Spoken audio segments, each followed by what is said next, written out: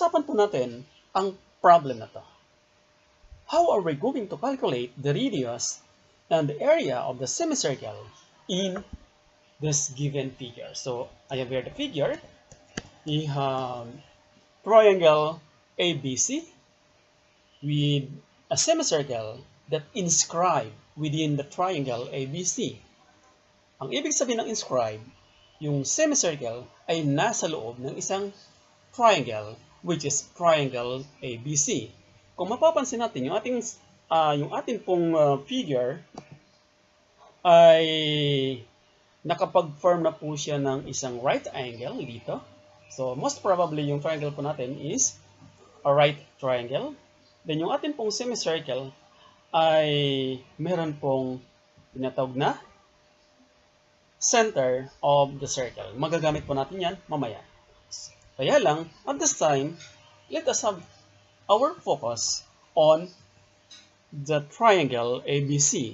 Ano kaya ang mga given information bago natin makuha ang kasagutan ng ating pong figure?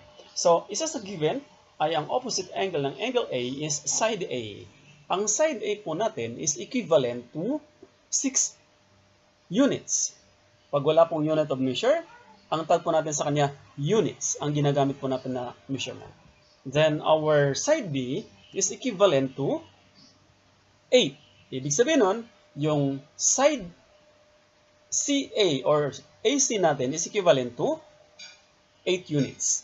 So, ang side B natin ay katapat po yun ng angle B, yung capital letters. Sa baba, yung CA is also equivalent to side A. Then, our problem is to find for the value of our hypotenuse, which is the side C or side BA. Kung dalawa ang gagamitin nating letra, capital letters ang gagamitin natin, pero kung isang letra lamang po is the small letter, which is side C, the small letter of C. So, para makuha po natin yung measurement ng side C, ang gagawin po natin ay gagamit po tayo ng Pythagorean formulas. Ibig sabihin, para makuha natin yung side C, we have to apply C squared is equals to A squared plus B squared. Or it can be A squared plus B squared is equals to C squared. So, ayusin ko lamang po ito. Ngayon, paano natin makikita? So, we have now here, C is equivalent to 6 squared plus 8 squared. Saan ang galing po yun? Yung atin pong 6 ay galing po dito, which is equivalent to our A. Ang atin pong 8 squared ay galing po dito, which is equivalent to our B. Now, to solve for that, we just simply square 6 and 8. That would give us an answer of 36 plus 64. Ang ibig sabihin nun, we have multiply 6 by itself, that is equals to 66, 6 times 6, and 8 by itself, which is equals also to 64. Now, para makuha po natin yung value ng C, of course, kinakailangan po natin i-add po yung atin pong dalawang equivalent value ng A at saka B. So, that is equals to 36 plus 64 is equals to 100. And we have to take the square root of C squared and 100. Para makuha po natin yung value ng C, the square root of C squared is equals to C, and the square root of 100 is equals to 10. If we have to check, if we multiply 10 by itself, that is equals to 100. And if we multiply C by itself, that is equals to C squared. And therefore, C is equivalent to 10. So, mayroon na po tayong tatlong information na nakuha. Kaya lang, hindi naman po yun ang hinahanap natin. Pero syempre, bago natin makuha yung radius ng figure na to, kailangan muna natin makuha yung longest side ng ating pong triangle. Okay. Tandaan natin na yung BC ay equals to 6, AC is equals to 8, and AB is equals to 10. BC is also equals to A or side A. AC is also equivalent to side B, and AB or BA is also equivalent to side C. Pero at this time, ang focus po natin is doon sa semicircle. So, ang semicircle po natin, tanda natin, ay nasa loob ng triangle ABC. Then, meron po tayo ditong center ng semicircle, which is equivalent to xy. At yun po ang ating tatawagin na radius of the circle. Since that is the radius of the circle, ibig sabihin nun, itong nandito na side na to is also the radius of the circle. At ito rin po is also equivalent to the radius of the circle. And therefore, kung titingnan po natin, mas madali na po natin makukuha ang kanyang possible answer. Pero tingnan muna natin na ang radius ng isang circle, pag nakakita natin ng ganito, is lagi po siyang perpendicular doon po sa kanyang center, papunta doon sa gilid ng circle. So perpendicular po ito, that's give us a 90 degree. In short, ito rin po is also equivalent to 90 degrees. So,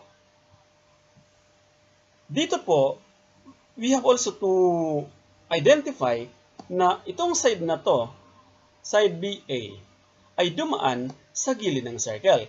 Tulad nga ng nasabi natin, nag-form siya ng 95 degrees, which is perpendicular to the radius or perpendicular to the center of the circle.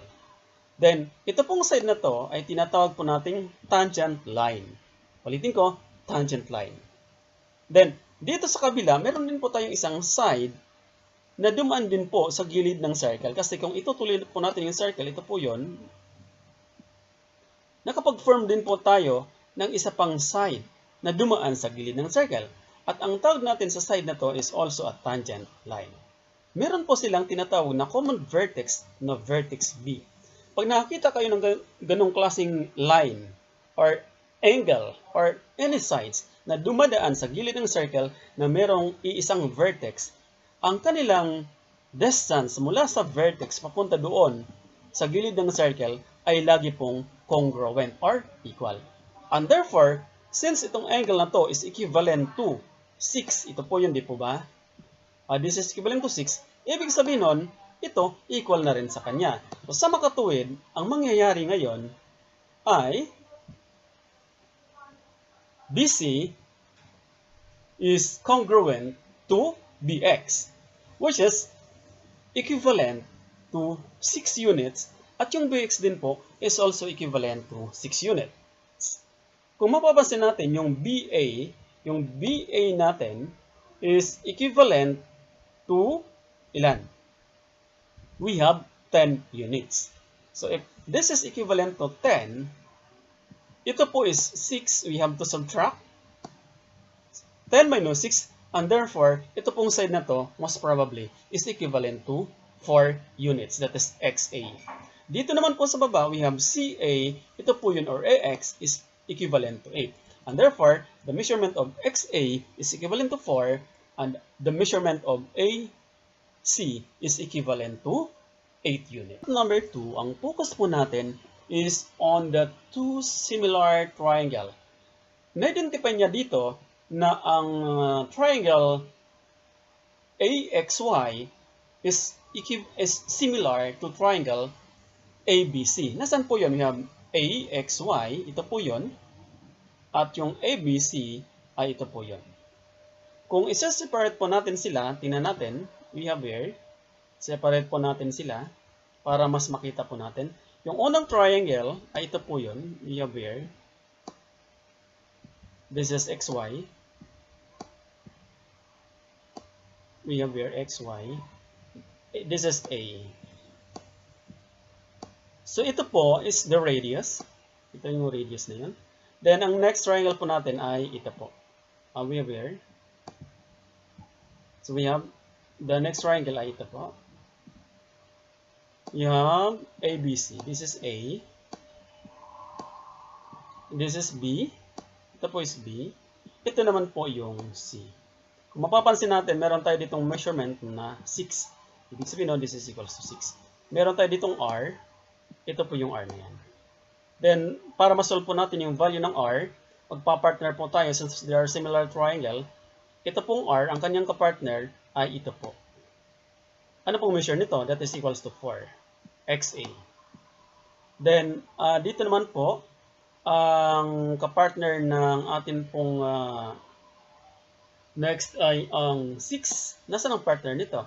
Ito po, which is equals to 8CA. So, tara, solve natin. Try natin. So, we have now R over 4 is equals to 6 over 8. Ang gagawin lamang po natin, cross product tayo. 8 times R is equals to 8R and 4 times 6 is equals to 24.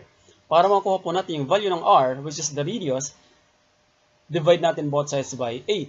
And therefore, we have now R is equals to 3. Ang ibig sabihin nun, ang radius po natin ay 3 units. Yun po. Kaya lang, kulang pa tayo. Ano pa ang nawawala natin? We have also to solve for the area of the semicircle. So para ma-solve po natin yung area ng semicircle, kailangan po natin ng formula ng area ng circle. So the area formula of the circle is equivalent to pi r squared. Ano po ba ang equivalent ng r? So ang equivalent ng r is equivalent to 3 units. Then palitan natin yung pi ng 3.1416. Yun po yung kanyang equivalent value ng pi. Square lang natin yung 3. That is equivalent to 3 times 3, that is equals to 9. Then multiply natin sa 3.1416. Ang area ng buong circle is equivalent to 28.2744 square units. Kaya lang, the problem is, hindi naman po yun ang hinahanap natin. So, yung kabuuan nitong circle na to, kung mag-extend po tayo, ang area niya ay ito. So, para makuha po natin yung area ng semicircle, since kalahati lamang po yun, divide natin sa 2, yung 28.2744 units. And that is equivalent to, area now is equivalent to 14.1372 square units. So we have here the units of the square units. Dapat sulat po natin yung unit of measure. Pag wala pong unit of measure, ang gagawin lamang po natin, square units lamang po. So we have here. Good luck and have a nice day.